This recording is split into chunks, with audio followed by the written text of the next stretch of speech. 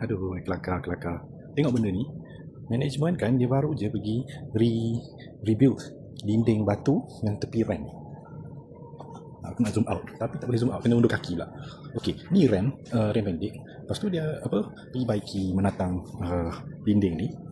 Kan? Baru sehari hancur. Kau tahu tak sebab apa? Sebab salah design ya. Ini adalah salah design daripada designer. Tengok yang ini. Yang ini kena gigit juga dengan kereta. Tayar kereta. Kenapa dia orang semua dinding-dinding ni kena gigit dengan tayar kereta? Dinding kena gigit dengan tayar kereta. Kenapa? Ini sebab salah design. Kenapa salah design? Sebab dinding tak sepatutnya sampai ke hujung ramp. Dia sepatutnya berakhir sekurang-kurangnya 2 kaki ataupun 2 kaki setengah daripada ramp. Habis dekat sini lebih kurang 2 kaki setengah daripada ramp. Kalau tak kena gigit. Nampak tu? Kena gigit dengan tayar lagi. Sebab apa?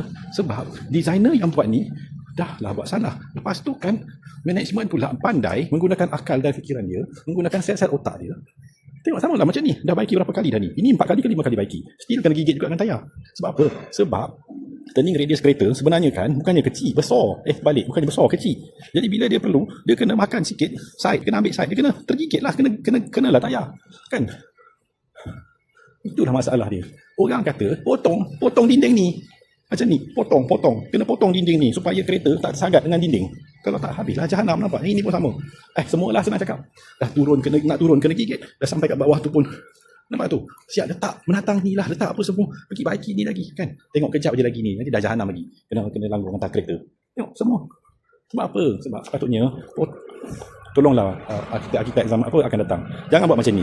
Kalau ada ramp, your dinding sepatutnya berakhir sebelum daripada ni. Bukannya sampai hujung.